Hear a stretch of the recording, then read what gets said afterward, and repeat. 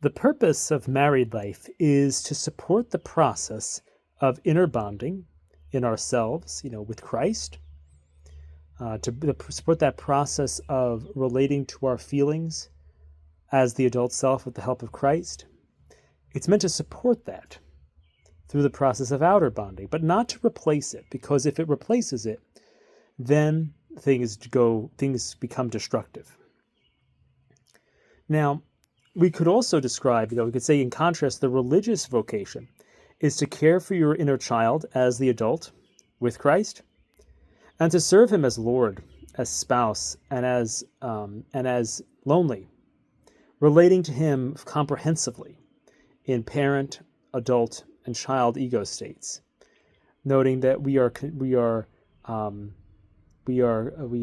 consolers, and essentially as parents, spouses as adults, and contrite as children toward him.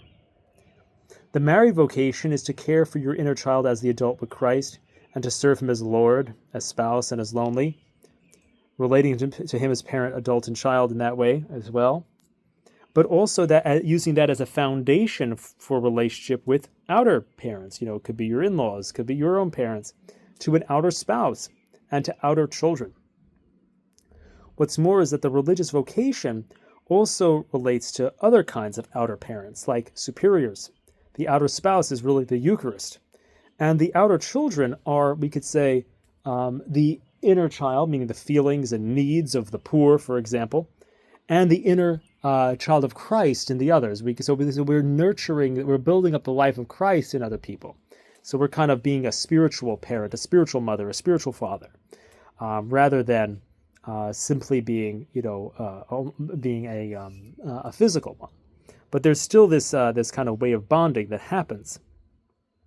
So that's just an interesting way of looking at these vocations.